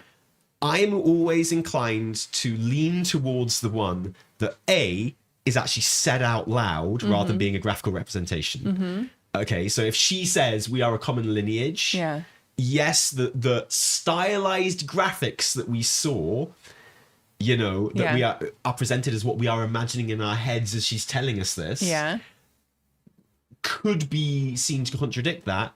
But the words she actually says at the end, those are the ones that I'm inclined to lean towards. And the other thing that I'm always inclined to lean towards is just what's better. If there's two bits of lore that contradict each other, but both could be true, just as a person who consumes this lore, the thing I'm always inclined to lean towards is the one that makes more sense and which I like more. And like, that's what I'm doing here, right? So it's like, and then there is a bit where you talk, when you go and chase Zul'Jan and here's the thing, everyone's got a different opinion on it as well. Everyone else has interpreted this information differently too. So you go and talk to Zakan, fucking awesome to see him there by the way, and he's like, wow, we are all descended from this one thing, and that's great. And he doesn't think it's the Haranir trying to claim it. This. But then you talk to Uncle, and he's like, so, you know, it's a bit weird that Haranir is saying they were the first. He literally says that. Yes. But then I don't know, man. And it's that thing of like, well, of course the Haranir refer to their ancestors who were on the surface as Haranir, because you would. Yeah. Like, in the same way that we refer to early humans who weren't Homo sapiens, we still call them us. We still call them like humans settled here. Humans were here. Yeah. Like, we don't bother finding the name, like remembering the name, unless we're a scientist, and then we do. But like, I don't differentiate between Homo sapiens and the things that came before Homo sapiens. Sure. I just call them like humans. Yeah, exactly. And they're the same as us. I kind of get that. And it makes sense that the Haranir, of course they call them Haranir, because they're directly descended from them. Yeah. So like, I don't think that in itself is enough. Now, the imagery is also very vague, you know, like, so the way I'm leaning towards right now is that for a start, I don't see how it changes anything about the Dark Trolls becoming Night Elves. Like, that still happens. That's still there. That doesn't have to be retconned at all. And so the important bit for me is that it doesn't change anything from what we know from Chronicle.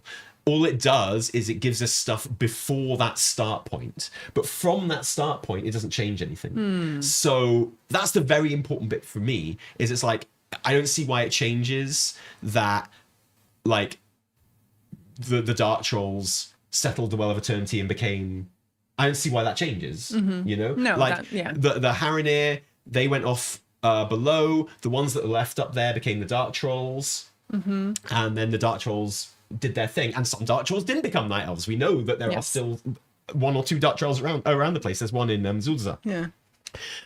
So and you know, like, it's silly to believe that the Haranir looked exactly the same as they did when they lived on the surface as they do now after they've lived underground for millions of years, right? And the cartoon, the graphics are vague enough to be like, they did change. Of course they don't look the same now, you know? So it wasn't like literally Orwenya and kind of like what we now know to be Haranir that were wandering around.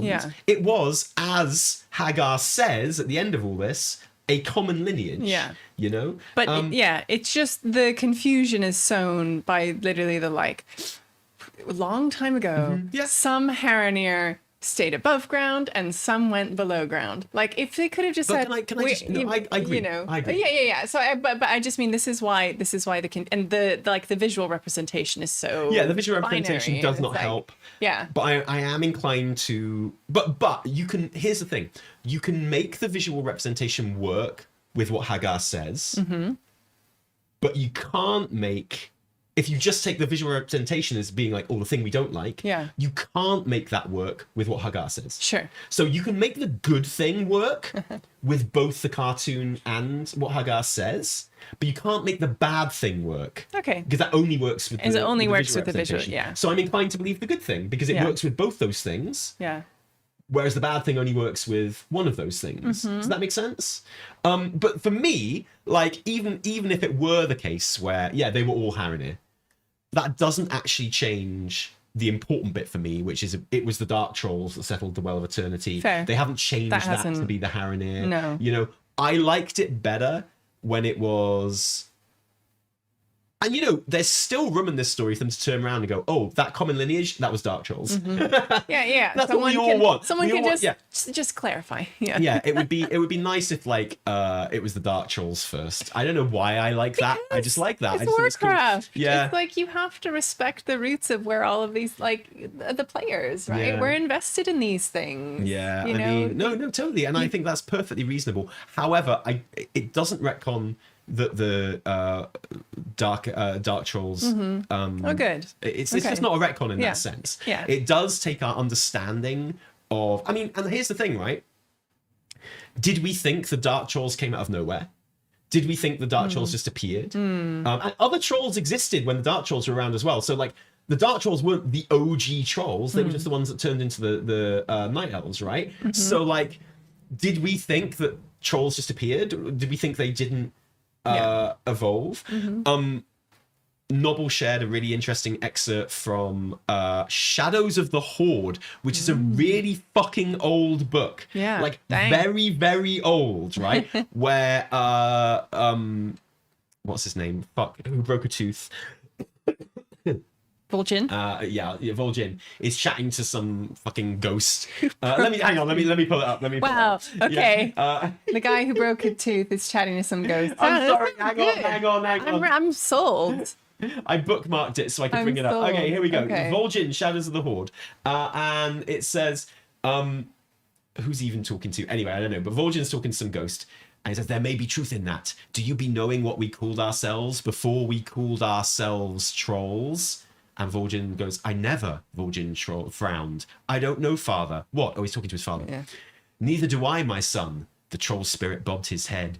It be certain that we were something before we became trolls, and likely going to be something after. The Zandalari have always tried to shape what we be, and others have used circumstances to be reinforcing these ideas. However, I be not doubting that 20 millennia from now, the question will be asked, do you know what they called us before we called ourselves Horde? So, like, even as far back as Shadows of the Horde, there was, like, an assumption that, obviously the trolls came from somewhere, right? There was something before the trolls.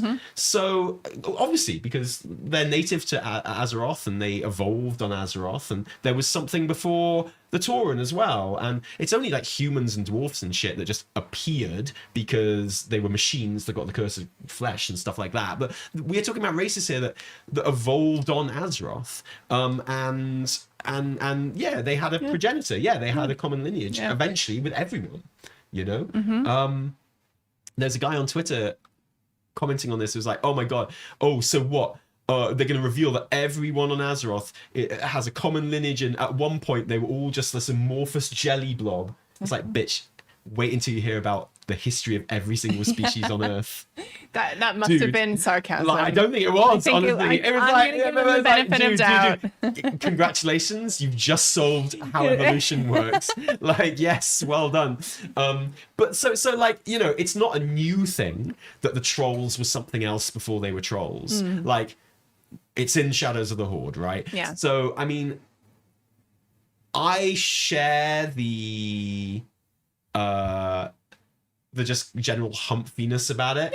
The general harumphiness about it. The irritation about it. Yeah, I totally got that. I was like, I do. But for me, and it is up in the air at the moment, I don't think it's clear, But I think it points more towards the good scenario than the bad, put it that way. Okay, I like to hope. And importantly, it doesn't retcon shit about the Dark Trolls. No. Which I think is something that I'm seeing a lot of people be upset about.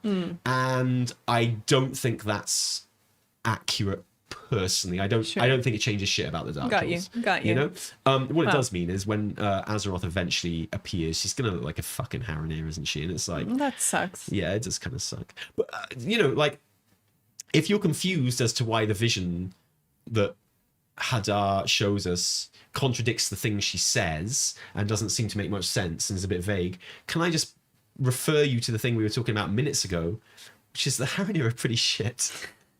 They're kind of dumb and get everything wrong, right? And like, I don't know, that's like literally a character trait of theirs right now. So I again, it's like, yeah, they give you a shit vision. It doesn't make sense. What can I say? Yeah. And then Orwenya's like, oh, I'll show you proof. It's like, how is that fucking proof? I don't know. Oh, and then Zul'jan's gone now. He's like, I'm not dealing with this. Yeah. But yeah, well, I look forward to that in-depth discussion in the weekly I just reset. really want to read this comment because it says, but it blurs the foundation of the lore. You stop knowing what's really canon. But it doesn't though, because... No, but that's in response to another comment. Oh, okay. But what I will say is, because I have heard people say this about this, and that's my point. It doesn't change what we thought was canon. Because what we thought was canon was the Dark Trolls settled the Well of Eternity and they turned into elves, and it doesn't change that. It doesn't change that canon, and that's really important. Yeah, I agree. But the comment that was in response to is it's actually a good way to look at it all. This is effectively more paleontological, anthropological knowledge of the world. It's not like it rewrites the lore. Yeah, so it's like introducing a way in which people on the world see the world and understand the world. Yeah. But I agree that can be really confusing from a narrative point of view, because that's just a lot to take in and understand, right? You know? And also, like, I just... The constant trying to blame Danusa for this is so boring. Oh, that's very and silly. So fucking dull. And, like so many hands have touched this. And, like, at some point, guys, you are going to have to stop trying to blame Danusa for WoW. Like... dude's been gone for over 3 years, okay? Like, you try to blame him for shit that happened before he was at the company and before he was in charge of story. You're trying to blame him for shit 3 years after. Like, at some point, we're all going to have to put our big boy pants on and just stop blaming Danusa for stuff. Like, I'm really sorry, but that's what we're going to have to do. Like, I had, like... I bit my tongue the other day and blamed Danusa. I get it, right? But I feel like we might be at the stage now where we need to stop blaming Danusa. The people need a common, like, thing. Everything about this story has been okayed by Chris Metzen, okay?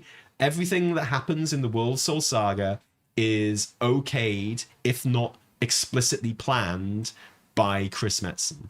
We have to stop blaming Danusa. It's not healthy.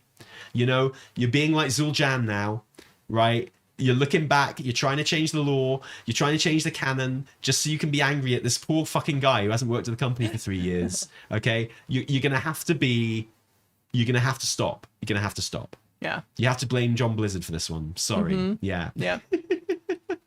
And also, you've got to stop being like, well, this would have been in War Within. It's like, that's how stories are written, okay? It wasn't in War Within. It was never in. I see people going like, well, originally the Haranir, they called them like cave trolls or whatever. It's like, no, they didn't.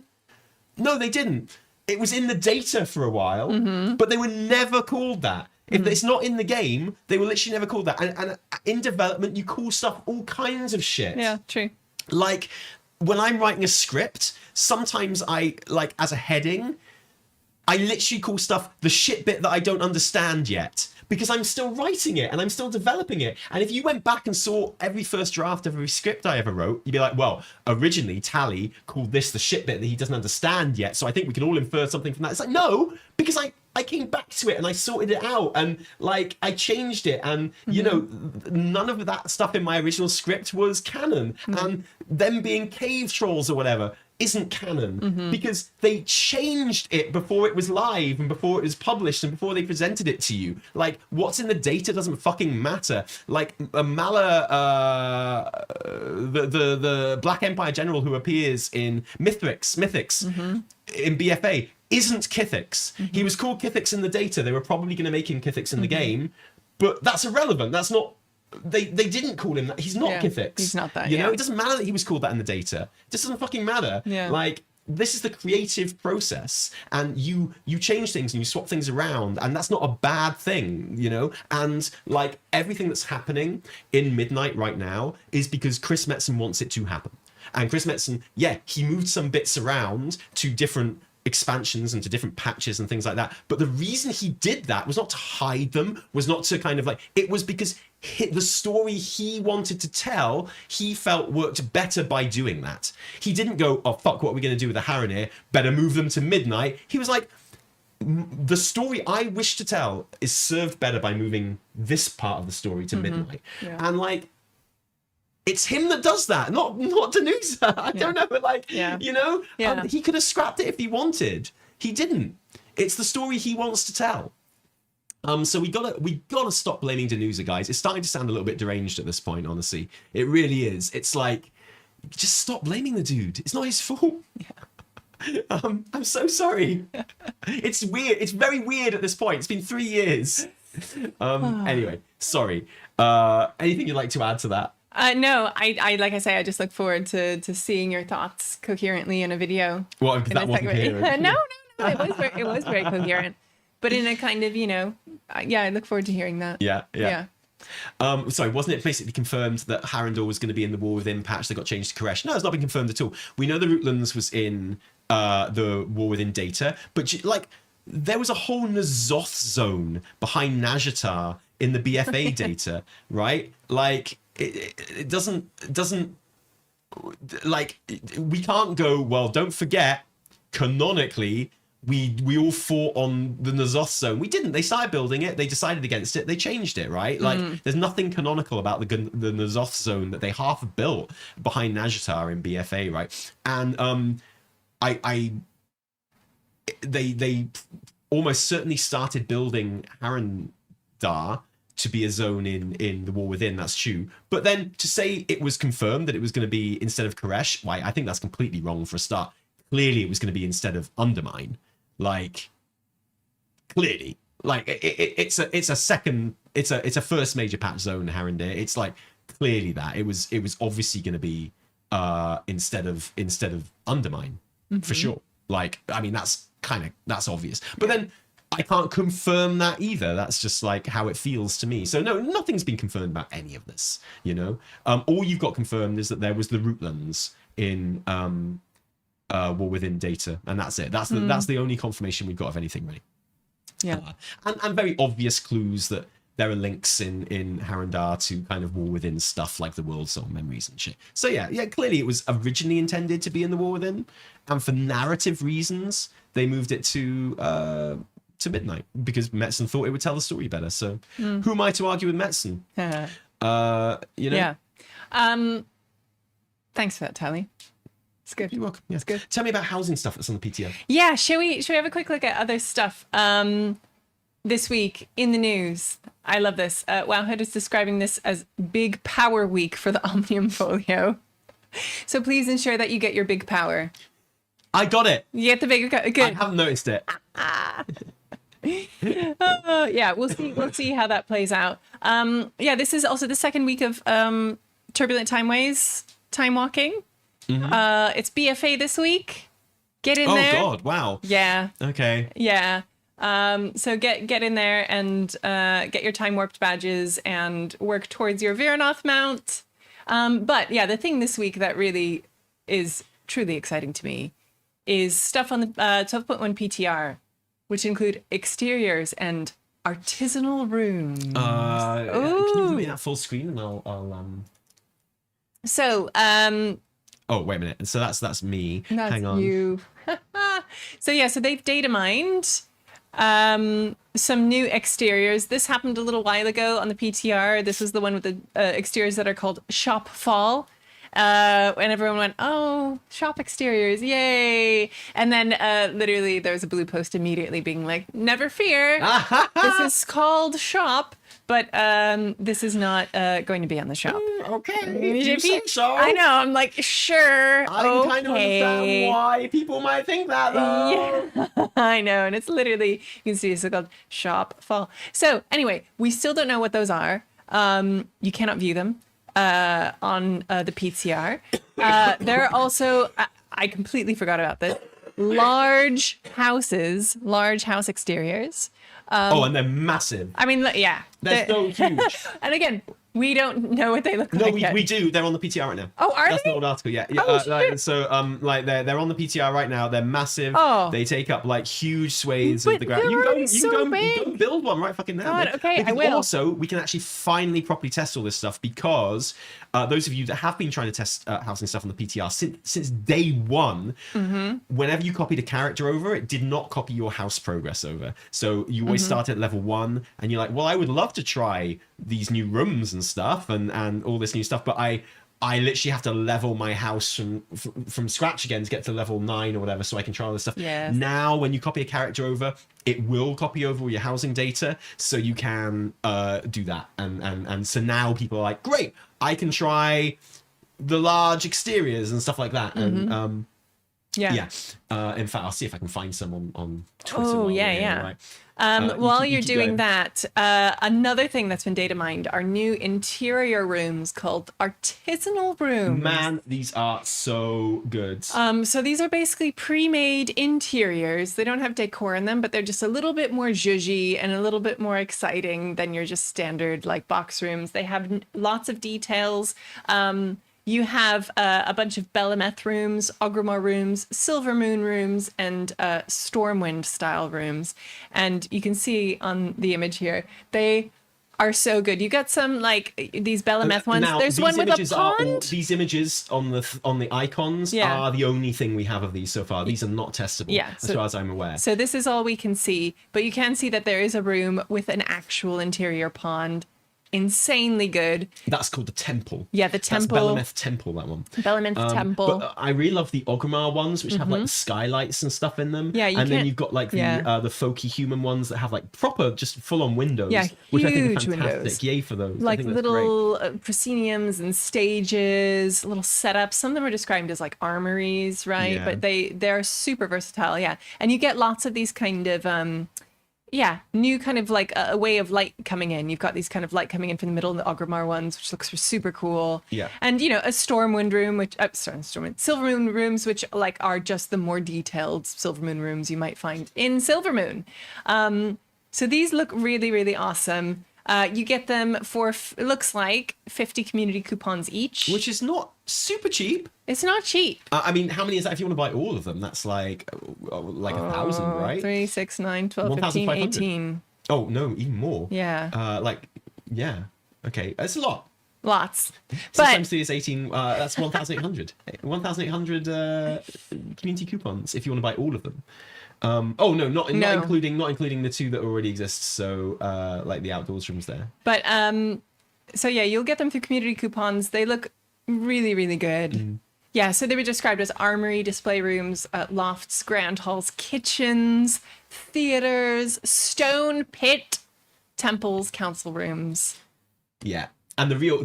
It's nice to have like kind of templates for different styles of rooms. Anyway, I think that's 100%. really cool. So like having Absolutely. little platforms and things like that. I think that's lovely. I'm hugely excited to see these. But the game changer there is like the windows in those rooms. Yeah. Like the skylights. Just I love new the one light with settings. the orc kind of leather kind of tent ceiling with holes in it and light Yes. coming through there. That's awesome. Like that's wild. And you'd have to build that in an outside room before. So that's just like yeah, and you get this kind of like yeah. dappled light because of and the it. human rooms with windows, like absolute game changers, Yeah. man. Like and so good. And I love that stuff. I think that's so And cool. like proper cobble floors, stone floor. Oh, Yeah, really great. Yeah. But then there's loads of questions about this. Like, will I be able to change the cobbles on the floor, and will I be able to change like the wall material and stuff? How like I can in rooms customizable right are now? they? Will I be able to change the like those purple beams on the ceiling of the Belemeth room? Will I be able to because there's a couple of different options for Belemeth room ceilings? Yeah. Will I be able to change it to that if I so desire? Yeah. Like, how much leeway is there in these rooms? Would Yeah. be my big question, and I can't wait to find out. It's like super exciting for me. I love this stuff. too. Yes, me too. So that's the big news this week, basically. Yeah. New rooms. Super exciting, like and the new big large. I mean, when medium Large. exteriors came out, they were pretty they're big. huge. They're And massive. we were like, wow, large ones are going to be very, and they've got like towers on them by default, and they're kind of like in big shapes, and Nice. they look like mansions. I mean, they're Are there cool. like exterior bits that you can kind of just land on and explore a bit? Well, I mean, you can kind of, it's You know. easier to put those on, I guess. No, I know, but yeah. But what we desperately need right now is some new endeavors, that's for sure.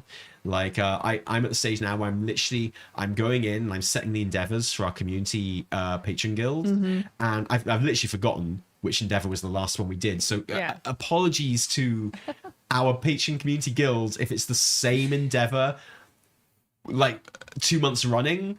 I usually, if I can, default to the Blood Elf one, because we've done all of them at this stage, right? Yes. So Yes. I usually, if in doubt, I usually default to the Blood Elf one if it's available, simply because it gives you a portal back to Silvermoon. I was like, well, at least that has some practical handy. Yeah, it has use, utility, right? yeah. Exactly. So it's kind of up to you guys. So apologies if you're disappointed by my choices. Next for the time we community. can make a poll on the Discord. Well, next time it will be the Zandalari one. Not the Zandalari one. Next time it will be the Armani one. Oh yeah, isn't there like this round is going for a very, very long time, isn't it? Oh, is it? Yeah. Well, the next round will go live in 12.1. Yeah. And it will be the Armani. Yeah. Yeah. That's the first one that's on the PTR. Have you it makes seen sense, the right? steamy romance tablet? No. That's one of the items you can buy from the Amani Endeavor. It's called the Steamy Romance Tablet, and it's just a tablet, and it has a bunch of runes on it. I'm like, someone has to be able to decipher these runes. Okay, that's awesome. I like that. Yeah. Cannot wait for that. Yeah. But yeah, Awesome. that's about it. News-wise, anything I missed? Not that I can think of. I mean, there's more stuff appearing on the PTR all the time. Constant. So there's like testing. People like the changes that are being made to real life pools on in the testing at the moment. Yay! Good. Which, whatever, man. Did they change it to a different dungeon? Because that's the only way I'm gonna like it. Just carrying on testing a moment. I've been trying on stream to do the Can I Solo Him challenge for the new Delve.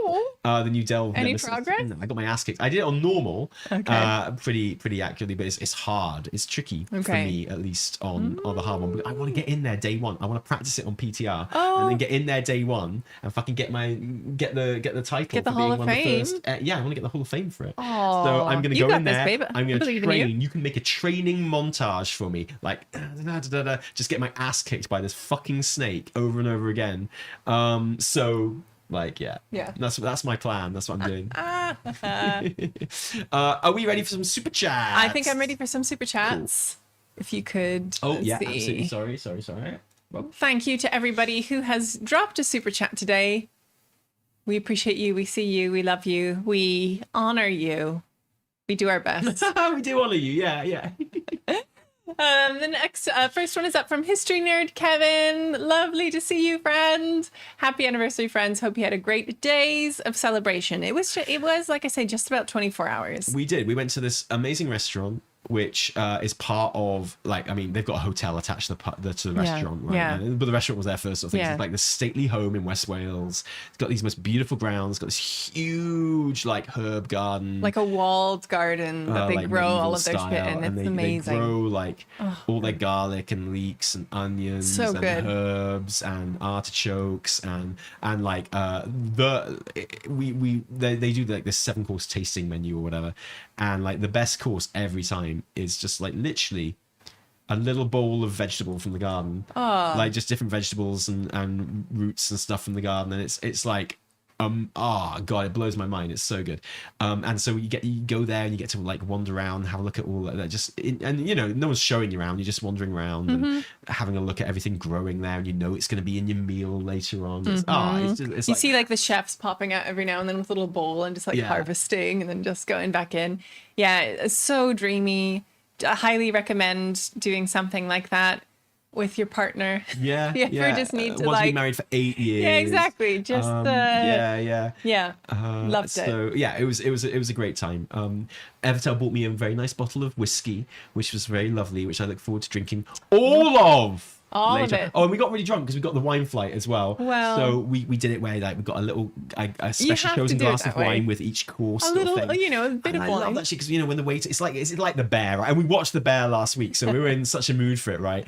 And like it's exactly like that. The waiters bring it out and they tell you the story of each dish and stuff and where it's everything's so from. And sweet. you actually had like a little map of Wales on the table, telling you where all the different ingredients from all the courses come from, and where they source them from and stuff like that. And then the sommelier comes over and gives you a new glass of wine and tells you all about the wine and why they chose it for this dish and shit like that. And it's amazing. And that makes it sound like really uppity and really kind of posh or whatever, but it's not. It's so chill. It's so laid back. It's just like it's like it's really relaxed, but like really thoughtful and cool, and I love it. Yeah, it's really awesome. Yeah. So yay, it was a good anniversary. Woohoo! Yeah. Next one is from Geezer Hag. Welcome to the team. Woo! Welcome, team members, Yay. T and E members. Don't forget, you guys have access to all of our emotes, which So you can use 'em. use. You can use on You YouTube. can tell Geezer Hag is Custom new emotes to the on team. YouTube. You can tell Geezer Hag is new to the team because their Wondrous Wisdom Ball, their Khadgar head is still purple, hasn't gone grey yet. No, it's lovely. Yeah, lovely pink, freshly pink Khadgar. Love it. Welcome, Geezer Hag. And next one is up from Mythical Witchery, also a member of the team. Happy anniversary, Grats. Oh, thank you. Thank you. Next one is from Prophet Wow.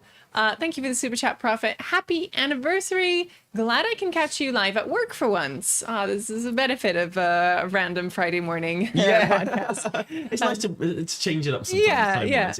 Yeah. What are your predictions / hopes for Classic Plus? Will you guys be playing it or sticking mostly with Midnight: The Last Titan?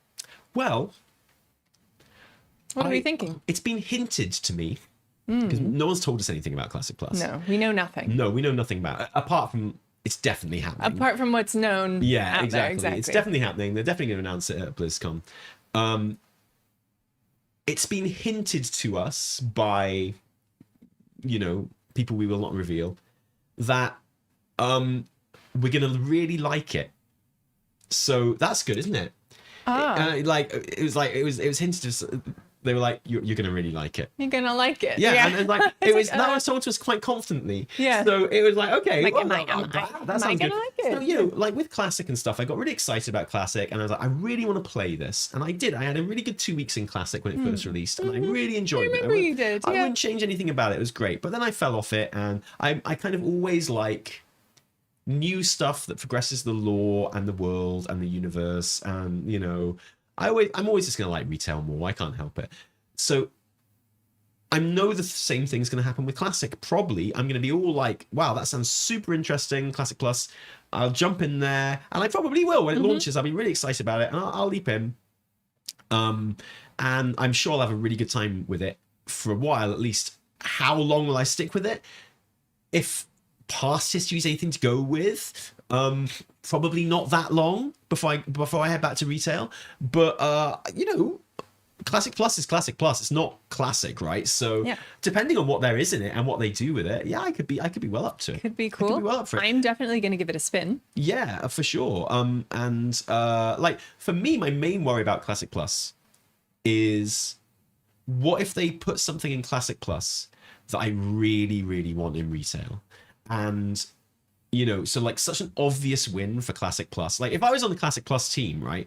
I'd be sitting there going, how can we really hype people? Like, what are things we can put in that people will just instantly go, oh, fuck yeah, nice one. And one of those things, obviously, is Shaman Tanks. Is obviously like, stuff they did in Season Discovery. Yeah.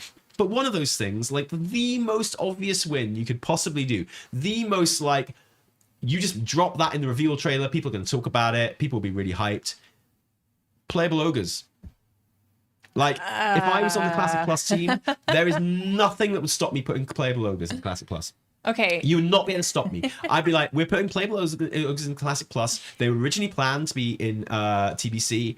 Never happened. Put them in Classic Plus. And I'm really worried about that happening, because that would be a thing where, as a retail player, Playable I would literally look at it and I'd be like, well, can we have that? Yeah, of course. Like, well, naturally, you yeah. know, and it's like, okay, course. we're not just. That's why you can't do that. Yeah, well, exactly. I'm like, That's the thing, no, and it's so Callie, you dangerous. can't go Like there. Classic Plus is so dangerous because like there is a genuine argument that anything new you put in Classic Plus should probably be in retail as well. Like you can't with Classic, it's different because like this is what the game was, this is how it was, and we change it a bit, but it is what it is. Whereas with Classic Plus, you are making new things to put into it. Yeah, of course. And retail players will quite rightly and quite understandably, if it's something which is really cool that they've always wanted, retail players will quite understandably turn around and go, well, where's our fucking playable logos? Yeah. Like, there's literally no reason. Just press the button, make it happen. Yeah. We want it. Yeah. Like, give it to us now, please. It's already and there. That's my big worry with Classic Plus. And I'd love to, I can't wait for the interviews and stuff when this is revealed, where hopefully the devs can kind of expand on their philosophy with regards to that specific thing. It's like, how, like, if you make something really cool that wasn't in Classic and isn't in retail, and you put it in Classic Plus, retail players are going to want it, and they're going to be pissed off if you don't give it to them. Like, and I think that's understandable and fair, honestly. Yep. Like, so it's going to be a tightrope in that respect, and yeah, I'm a bit worried about that. Not to the extent that it's unhyping me for Classic Plus, but it is a concern I have. Yeah. Yeah. I will play it, especially if they're a playable Naga. Like, Sure, man. I'll be there. Yeah, totally. Either way. Thanks for that one. Next one is another from Prophet WoW. The main thing that has annoyed me about the 12.0.7 cinematic is that I have to rewrite my video script as a result. Welcome to our world, mate. Hello. That never stops, by the way. No, it never stops. It never stops. Never That's stops. just Just life. part of the process. Thank you for that one. Next one is from Dredden. Thank you, friend. Hey, folks, love the show. Would like to get your thoughts on the WoW version of the Unending Journey book in Final Fantasy XIV. I love this as a story catch-up. Yeah. Yeah. It's, I mean, WoW definitely needs something like that. It does. Like Chromie Time is almost that, and Chromie Time has never been what it needs to be. Like it's a good idea. It's a massive improvement on what was there before. But as we say in a video, which is like almost 6 years old at this point, like it's not fit for purpose in that respect. Like players want to be able to play just a story where you get to see all the cutscenes and cinematics and live the story at level and not worry about leveling through it even and stuff like that. And actually, like, genuinely, the story quests that came out this week and the little story quests that I get in Val and they tell, because my main gets nothing from this. No. Like no rewards are worth having for my main. Like, I'm literally doing it just for the joy of doing story quests. And that's enough for me, actually, to do Val and Natal and this quest on my main, the story quest this week. Yeah. And like, there is just a joy in doing story and learning from it and kind of being immersed in it. And yeah, I'd like to see Chromie Time be way more immersive. There's the thing where it's like, yeah, I'd like to also level all the way through an entire expansion. That's tricky to do, but it's doable and they should do it. But at the very least, it's like, let me go in there, let me Chromie Time it, let me be at level, let me just experience an expansion with a through path and stuff like that. And I think that's what people want. And having like some overall timeline as well. There's just so much of it. Yeah. I think that's what you need also. You need this kind of the bigger picture as you're going kind of through this thing. But I love the thing that 14 has where you can like replay like basically any cutscene. Oh my god. Like any in-game cutscene. It's brilliant. And you'll appear in whatever transmog you're wearing when you click on it, right? Yeah, whatever. But so it's not like, but yeah, I'd love that for WoW. That'd be so good. Because I've got the Lore Master add-on, which is Ellie's, I think. You can select every cinematic in game to watch whenever you want, which is really, really useful because it's content creator. But any in-game cutscene as well would be lovely. Yeah, I WoW needs that. Like I agree. for the coherency of story and universe for sure. I agree. Next one is from Paul Leimbach. Thank you, Paul. Please, somebody make a handwritten calligraphy 12.1 patch logo for Cursive Ula'tek. Cursive Ula'tek. Paul, Sorry, I'm taking that as an invitation to steal your joke. taking that as an invitation to steal that joke and like you tweet it and but claim you all have to credit for create it. the graphic for it to work. It sounds like That's my job for the graphic weekly design is reset. your And then you passion. can be like, in this, and now for the cursive cursive Ula'tek. Ula'tek Oh, news. We'll do it. We'll turn it into a meme. I'm literally going to do that. Yeah. Okay. We'll make this happen. Thank you. I'm stealing that. You might get credit. Thank you, Paul. And another one from Paul. Oh, and happy anniversary, of course. Thank you so much. Love it. Love it. Next one is from History Nerd Kevin. Again, lovely. Thank you, friend. It dawned on me yesterday that in the Bible, Hagar is the mother of Ishmael, whom the Arabs descend from. Ishmael's brother Isaac is whom the Jews descend from. So, parallels. I am not surprised to hear that, actually, because WoW tends to wear its You mean WoW didn't make up a influences. name? It tends to wear its influences quite heavily. So yeah, I mean, there's definitely like this, That's this really idea interesting, of like a progenitor ancestry, and the people are still just murdering each other left and right. That's, Yeah, exactly. No, that's super interesting. I'm gonna have you to for dig bringing into that that up. one. That's very interesting, and very appropriate given your username as well. So Yes. And the next one is from the Duck Pie. I understand your frustration, Gayara, but do not rush to conclusions. yeah, I mean, I think that's a good way of looking at it, and I think, Yeah. like, unironically, there is a, so people made up their mind about the Haranir very early on, not unfairly. So no, I'm actually literally objectively unfairly, but not unreasonably so. Yes. And I think I did too. And I think you've got a choice, okay? There are two paths in front of you, Traveller. One is where you just stick with everything that you assumed about the Haranir that you hated, and everything that happens, just assume it fits into all the reasons you hate them. Okay. And the other path is actually like accepting what it's actually telling you and listening to the words that are said. And like some of that might contradict the things that you've decided that you hate about the Haranir. And that might unfortunately, or it might be you hate the Haranir even more. Maybe. But, I don't know, man. I feel like a lot of people are just kind of molding everything that happens with the Haranir into their preconceived notion of what the Haranir were. So they decided the Haranir were this thing. So everything that happens in Harandar, it fits in with my preconceived notion of the Harandar. But it's like, I think that's doing it a disservice, because it's better than that. And like there is good stuff in there, and I don't think the Haranir are being portrayed in the way that everyone was afraid that they're being portrayed. Like, if you're really desperate to, you can still kind of make it fit into that kind of narrative if you want, but that's not really what's there. That's not really the story that's being told. That's not really what's being given to you. So I don't know. I think it is, and when it comes to things, both of which could be true, like with the new quest line, both of them could be true. Either one could be true. So why are you choosing to believe the one that makes you angry? Well, Like, choose to believe the one that but they're both there. Yeah, of course, but I think people have felt burned in the past, and that it is a valid response. Yeah, but I think also, like, but it does hinder. I think it can hinder just your enjoyment or appreciation of something because of your kind of preconceived notion of whether it's good or bad. Yeah, but well, that's just that's how what I'm people saying. I absolutely think your preconceived notion of it can affect your enjoyment of it. Yeah, but then it's your preconceived notion of it. Yeah, of course. Like, and I think kind of sort of putting preconceptions aside and appreciating things on their own terms, particularly art, is probably the only way to like, approach art, really. Otherwise you kind of like, you've got to appreciate art on its own terms. You can't go in with too many preconceptions, like, I don't think that's controversial. No, I'm agreeing with you completely. Yeah. Yes.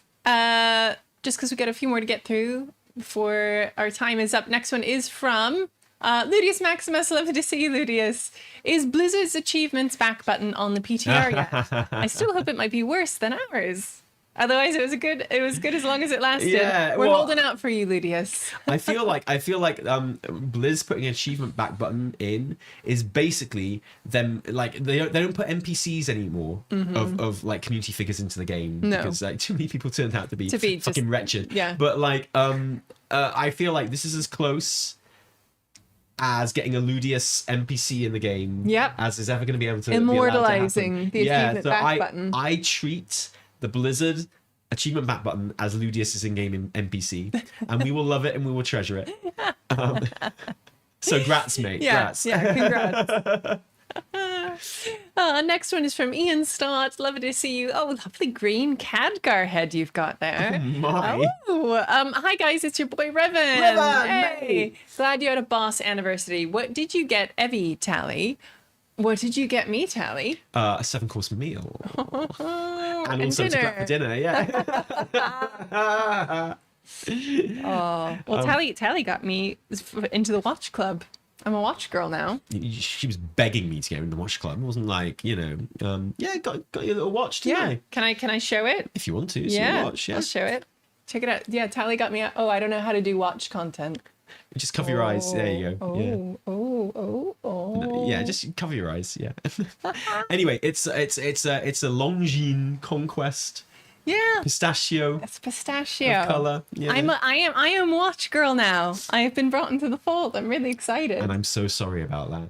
No, you I think love you it. watch girl now? It's like the third watch I bought you. Yeah, but like they like little, first proper they're nice lovely, one. like dinky Yeah, ones. yeah, They're like first proper. fashion watches. Yeah, you it's know. true, it's And true. now I'm like the real watch. And you love it, and you keep like looking at it, and you're like, oh, I yeah, it's know, so big I'm and shiny, like, and like, yeah, it's cool. I don't know how long it's gonna stay shiny, but Well, I'm you gonna. can't worry about that, man. You just gotta Yeah. wear that shit. Yeah. You can't baby it. You know? No, exactly. But it's cool. Yeah, it's really pretty. It really suits you. I'm really glad about it. Thanks, actually. babe. Yeah, You did really well. there we are. And like I say, I got some very nice whiskey. Yeah. Which I'm very happy about. Thank you. Yeah. I got you a little card, an anniversary card made of bronze. Made of bronze, and I It's got you a little bronze Fuji anniversary. print. Yeah, you did. It was Yeah. beautiful. Thank you. Yeah. So there was much present giving. It was good. Yeah. And then finally, last one from Nullify. Thank you so much for the super chat. Hello from New Zealand. Nice to catch a live at this hour. I'm glad we can serve. Happy anniversary. Shout out to Pantheon Guild on Silvermoon.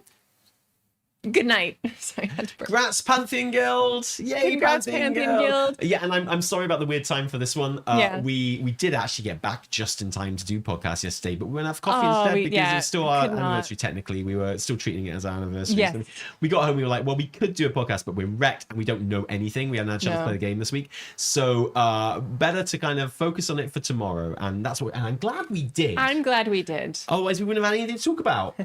It'd have been rubbish. It'd been the worst podcast ever. Or maybe the best, depending on your point of view. Exactly. And that concludes the super chats. Yay! Thank you to everyone who joined in and spent your actual real life money. That was lovely. Thank you. It's always nice going through the super chats at the end. Thank you to everyone who joined us today. Like I say, we're going to go into much more detail on all of this in the weekly reset with proper Yes, formulated please. kind of examinations. I'm going to spend my afternoon kind of working on this and tweaking this and Writing it all out. Well, trying to actually get the quests in question as well, because everyone tells me about these Suramar quests and these Ulduar quests, but I haven't yeah. seen them. So I probably have seen them, but I don't remember Some them. time ago.